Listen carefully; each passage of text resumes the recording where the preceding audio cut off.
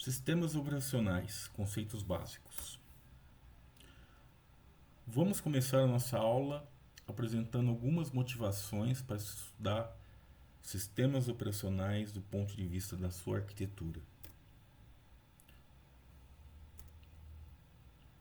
Compreender a arquitetura do sistema operacional permite que os alunos desenvolvam aplicações mais eficientes, otimizando o uso de memória, CPU e processos. Saber como o SO gerencia recursos, como escalonamento de processos e gerenciamento de memória, ajuda a escrever códigos otimizados. Entender como o SO controla permissões, acesso e isolamento de processos é essencial para a segurança da informação e a administração de servidores. Profissões como desenvolvimento de sistemas embarcados, especialista em cloud computer e engenharia de software de baixo nível exigem um conhecimento profundo da arquitetura de sistemas operacionais. Sistemas operacionais lidam com threads, sincronização e escalonamento, fundamentais para a computação paralelo distribuída. Exemplo de uma computação distribuída muito difundida é a internet. Preconceitos. Arquitetura de von Neumann. Von Neumann propôs uma arquitetura para computadores em 1945. É um modelo fundamental para a maioria dos computadores atuais. E os sistemas operacionais modernos foram influenciados por essa arquitetura. A arquitetura de von Neumann apresenta 4 atores. A UCP, unidade central de processamento, que executa instruções armazenadas na memória. Se não tiver na memória, não podemos executar os nossos programas. Tudo tem que ser ou estar na memória. Memória RAM armazena dados e instruções no mesmo espaço. Unidade de controle gerencia a execução das instruções, barramentos, que é o que? É um canal de comunicação entre a CPU, a memória e os dispositivos de entrada e saída. Só que existe um gargalo na arquitetura de von Neumann. As instruções ou os dados só podem ser acessados pela UCP um por vez. E qual é o impacto que os sistemas operacionais trazem? Gerenciamento de memória, ou seja, os sistemas operacionais devem organizar a memória para evitar conflitos entre códigos e dados. O que é um conflito? Você tentar gravar uma informação no mesmo endereço de memória. Então, quem cuida para que isso não aconteça é o sistema operacional. Escalonamento de processos, ou seja, você pode ter vários programas na memória ao mesmo tempo, né, que vão precisar da CPU para serem executados. Então, o sistema operacional tem que gerir isso usando uma técnica conhecida como multiprogramação, que nós vamos ver mais para frente.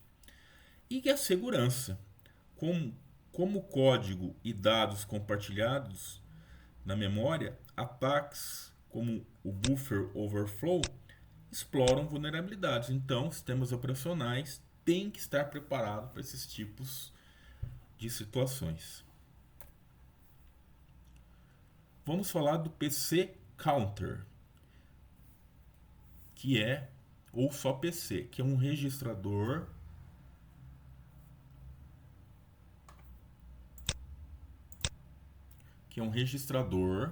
tá? Especial dentro da CPU. E é ele que faz as instruções do seu programa serem executadas. E ele ajuda também a UCP a seguir uma ordem correta de instruções do programa. Mas por que ele é importante? Primeiro, sem o PC, o processador não saberia qual instrução executar em seguida. Ele também mantém a organização do programa e evita erros. Pensa no PC como um marcador de livro. Assim como você usa um marcador de livro para saber aonde parou a leitura, o PC diz ao CPU qual é a próxima instrução de código a ser executada, né? Ele é composto por 3 passos principais: a busca, aonde o PC diz ao CPU onde encontrar a próxima instrução; a atualização, depois que a CPU lê a instrução, o PC aumenta o seu valor para apontar a próxima instrução. A isso a gente dá o nome de PC mais 1. Tá? Quer dizer, vou pegar a linha da instrução que eu estou e vou para a próxima. E em alguns casos a gente tem o desvio. Eu coloquei aqui opcional, porque nem sempre acontece.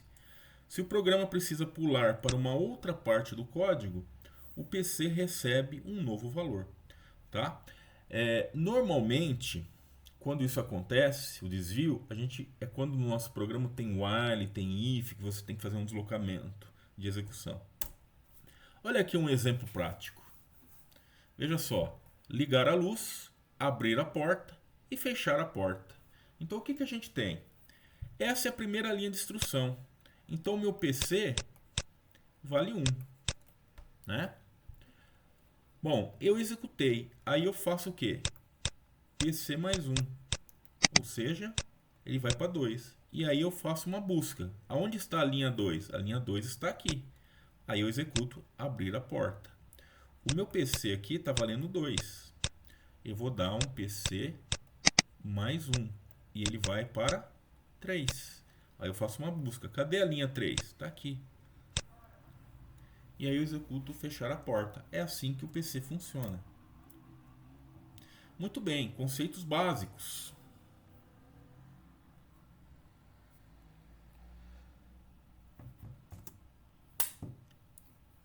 Vamos começar com o sistema computacional. O sistema computacional é composto por um processador, por memória, por disco, por interface de rede, dispositivo de entrada e saída e muitas outras coisas de hardware.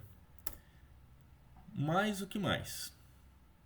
Também é composto softwares, né? E aí o sistema computacional tem que se preocupar com o quê? Como que esses softwares interagem com esse hardware, né? Cabe a quem os desenvolve esse trabalho, né? Então quem desenvolve esse trabalho tinha que fazer que esses softwares conversassem com esse hardware, né? Mas, na verdade, cabia. Quem faz isso hoje é o sistema operacional. Qual que é a importância do sistema operacional? Primeiro vamos ver um sistema sem sistema operacional. Veja aqui, ó. Eu tenho meu usuário, tenho as minhas aplicações, eu tenho minha rotina de entrada e saída que faz a minha aplicação fazer alguma entrada e saída, e essa rotina de entrada e saída que tem que conversar com o hardware, certo? Nessa época não tem drive, então você tinha que desenvolver o seu drive, ou seja, você teria que desenvolver uma rotininha que fizesse a aplicação e o hardware conversar. Ou seja, lembra que, por exemplo, está aqui a minha impressora.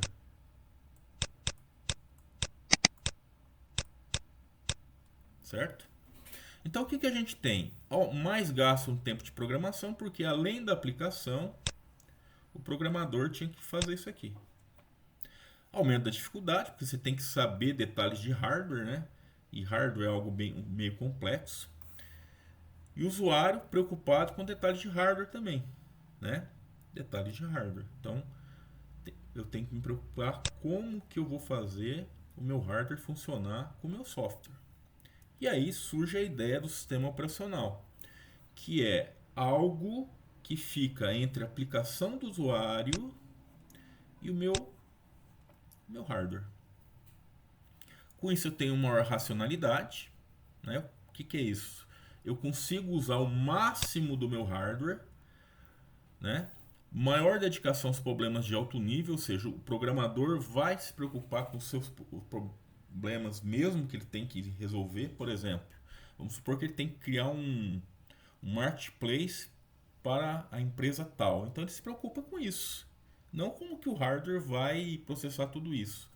E a gente tem a maior portabilidade, porque surge nessa época o que a gente chama de drive. Ou seja, é uma biblioteca que eu instalo no meu SO e o meu SO faz o hardware, não importando qual hardware, entender qualquer dispositivo de entrada e saída, como uma impressora. E aí a gente tem a máquina multinível, que a gente divide ele em 3 níveis: hardware, programa do sistema e aplicativos. Vamos lá. Hardware. Eu tenho dispositivos físicos, que é a parte eletrônica. Eu tenho a microarquitetura, que praticamente são as placas, é como que cada circuito conversa com cada componente. E eu tenho a linguagem máquina, que vai controlar isto, que é zeros e uns. Acima disso, a gente tem os programas de sistema. O primeiro programa de sistema é o sistema operacional. Aí a gente tem compiladores, editores, interpretadores. Esse editor aqui são editores de programa, tá certo? O que nós temos mais próximo a isso hoje é o bloco de notas. No Linux a gente tem um editor para, acho que chama LS, alguma coisa assim.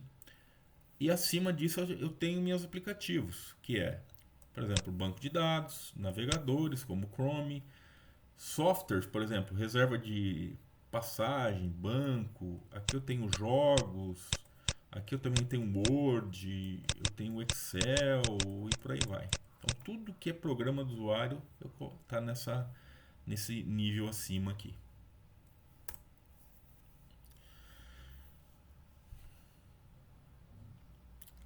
Um SO, ele é um programa ou um conjunto de programas, hoje é um conjunto de programas interrelacionados cuja finalidade é agir como um intermediário entre o usuário e o hardware e um gerenciador de recursos. Quais os objetivos de um SO? Conveniência, ou seja, deixar o computador de fácil uso para o usuário. Eficiência, eu conseguir o máximo que aquele hardware permite. Facilidade de evolução, eu poder atualizar tanto o hardware como o software a todo momento. E o próprio SO, eu conseguir atualizar o meu SO. E a melhor escolha depende de alguma coisa. Depende do quê? Depende do qual é o uso que você quer dar para o seu sistema, né? Se é servidor, se é um provedor, se é para usar em casa, se você é um usuário especialista, se você é um usuário iniciante. Então, dependendo do uso que você vai dar, você escolhe o seu sistema operacional e escolhe os atributos e as funções que ele pode te dar. Quais são as vantagens? Apresentar uma máquina flexível, ou seja, fácil de ser usada pelo usuário, permitir o uso eficiente e controlado dos componentes de hardware, usar ao máximo, por exemplo, processador, memória, e controlado no sentido seguro, que não haja, por exemplo, alguma falha, né? Por exemplo, um exemplo básico, imagine que você tem um programa e ele joga duas variáveis no mesmo endereço de memória. Isso vai dar um erro, então o SO também se preocupa com esses detalhes. E permitir o uso compartilhado e protegido dos diversos componentes de hardware e software por diversos usuários. Você pode pensar aqui, por exemplo, numa rede, né? Ou se no seu computador você tem mais de um perfil de usuário, né?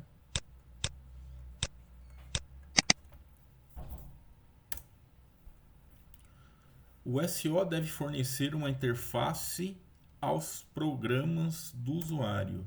Que, por exemplo, que hardware eu vou usar para aquele programa? Por exemplo, um jogo. Um jogo tem que usar a GPU. Como que isso é feito? O SO que faz esse trabalho. Qual é o seu uso, né? Ou seja, o que eu preciso para usar aquele hardware? Tem algum problema de segurança, de falha, né? Aconteceu algum problema quando eu executei um programa? E se executou esse programa, meu SO consegue fazer a manutenção ou não, né? Resolver esse caso? Se por exemplo, chegou algum e-mail, eu recebi uma notificação e entre outras situações, né? E também chamadas ao sistema, ou seja, que são comandos internos que fazem o sistema funcionar. Por exemplo, o malloc. O malloc é um comandinho em C, uma função que permite abrir dinamicamente um espaço em memória, né? Então, o malloc dá um comando para SO e o SO vai lá e libera a memória de acordo com a configuração que você deu no malloc. Usuário, né? Qual que é a interação com o usuário? A interação com o usuário acontece através de comandos, né, que a gente chama de chamada de linguagem de comandos. Então existem alguns comandos, esses comandos que vão fazer o SO trabalhar para você, tá? Nós temos a versão textual, que no Windows a gente chama de command e no Linux a gente chama de shell, tá? Tá aqui um exemplo do command do meu sistema, tá? E exemplo de linguagem de comando específica de cada sistema. Eu tenho Windows e tenho Linux. Por exemplo, diretório. Eu quero verificar os arquivos de uma dada pasta. No Windows eu vou dar um dir. No Linux eu dou um ls. Quero copiar um arquivo de uma pasta para outra. No Windows eu uso um copy. No Linux eu uso cp. Eu quero apagar um arquivo. No Windows eu uso del. No Linux eu uso rm, tá? E aí por aí varia, né? E eu tenho a versão gráfica, que a gente chama de Graphical User Interface. Aqui eu tenho, esse aqui é do Ubuntu, esse aqui é do Windows 11, se eu não me engano, e esse também é do Ubuntu, só que é uma biblioteca que você usa em cima dele, que a gente chama de Compis, né? Ou é uma outra versão do Linux, se eu não me engano, né? Então aqui são versões gráficas. O usuário final gosta muito de versão gráfica porque você clica, é mais fácil de usar. O usuário experiente, por exemplo, se você é um administrador de rede, gosta muito da interface textual porque ela é mais rápida. Você dá comandos e manda executar. Bom, o programa do usuário normalmente invoca serviço do SO por meio de chamadas ao sistema operacional. Em alguns lugares você vai achar isso em inglês. Em inglês a gente chama isso de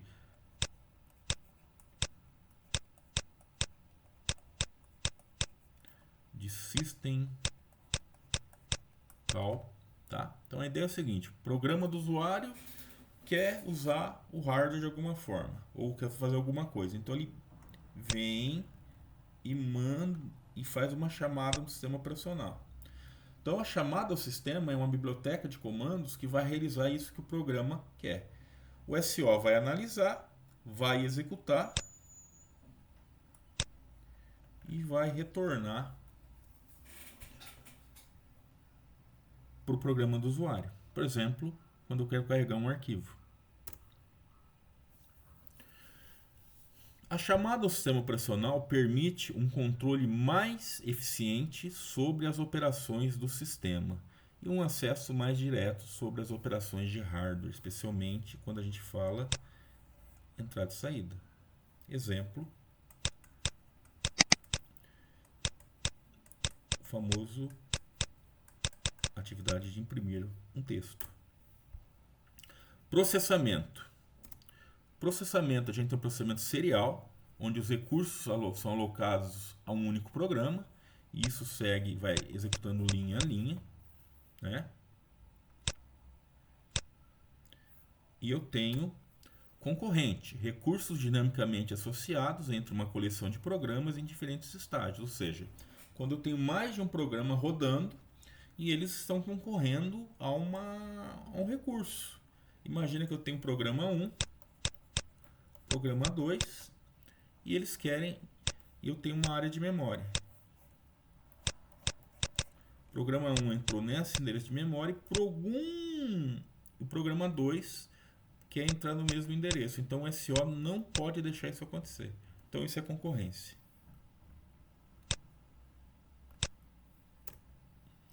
Aqui nós temos a classificação das memórias, dos tipos de memória de armazenamento, né?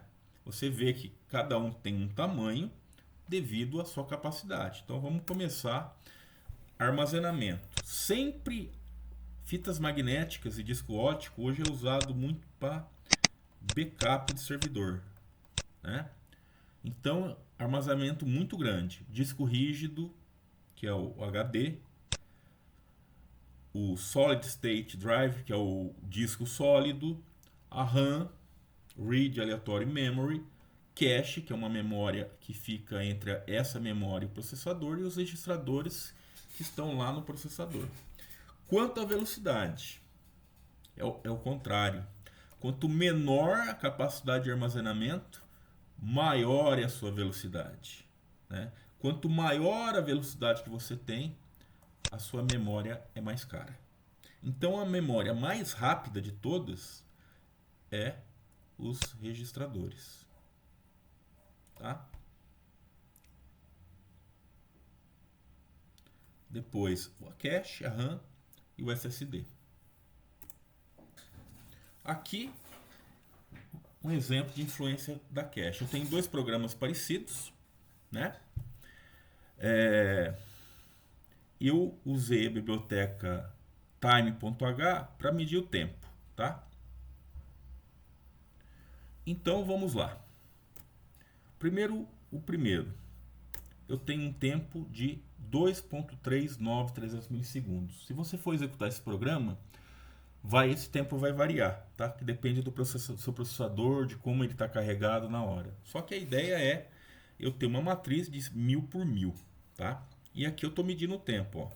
Eu usei essa biblioteca, criei essa variável, criei a variável para calcular o tempo final e aqui eu estou calculando o ΔT, tá? Para quem não sabe, isso aqui é para eu converter de tempo para double. Muito bem. Aí o segundo programa. Veja que o tempo dele é maior. O primeiro programa usa cache e o segundo programa não, tá? Então olha só, o primeiro programa, vamos à diferença. Eu estou acessando linha e coluna. Ao segundo programa, eu faço o inverso, coluna e linha, né? Por quê? Porque uma matriz, ela funciona da seguinte maneira, ela é lida. Vamos supor que aqui eu tenho uma matriz, né?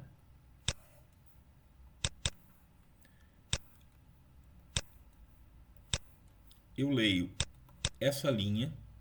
Quando eu chego no final dela, eu passo para essa linha, eu passo para essa linha, depois eu passo para essa linha. É assim que a cache armazena dados.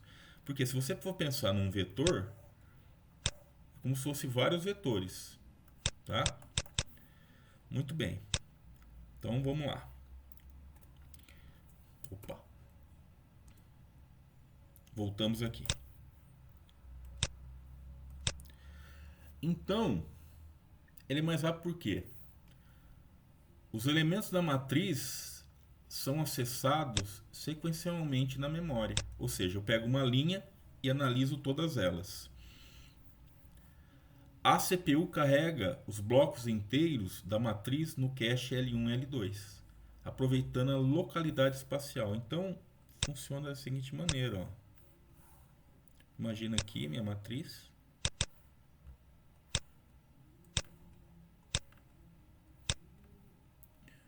né? E aí eu vou acessando dessa forma, ó, sequencial. Aí eu pulo para outra linha, vou fazendo assim. Então isso me dá um ganho computacional que facilita eu carregar isso lá na minha cache, né? Porque é o mesmo estilo de programação. E eu tenho uma baixa tolerância a quê? Como os dados, né, já estão na cache, o tempo de acesso é reduzido, né? Então por isso que ele é mais rápido. Agora, aqui os elementos são acessados fora da ordem natural, ou seja, como aqui eu estou acessando coluna e linha. Então, ó, é como se eu fizesse isso.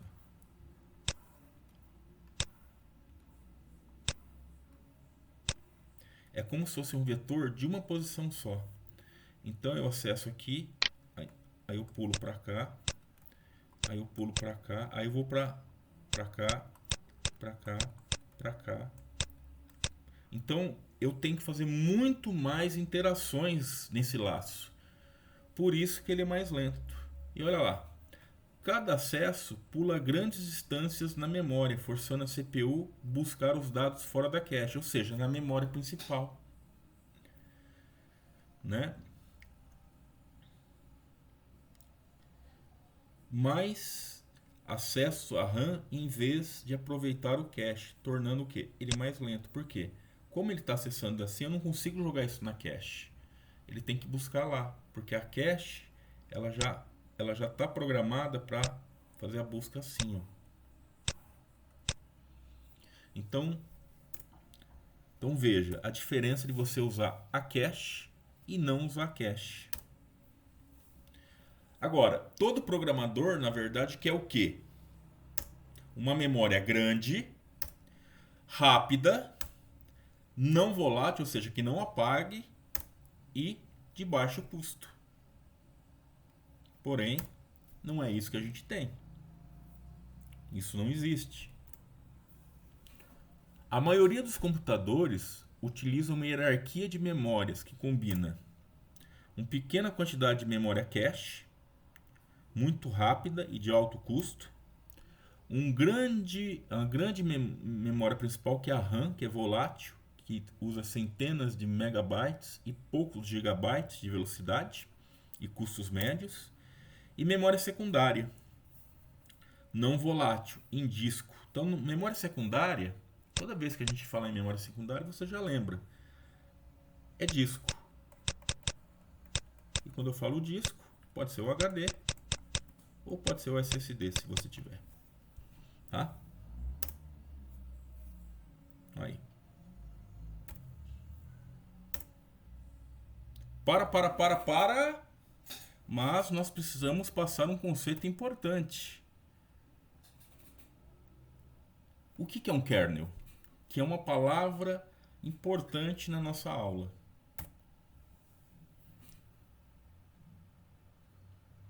Kernel é a parte do sistema operacional responsável por gerenciar os recursos do computador.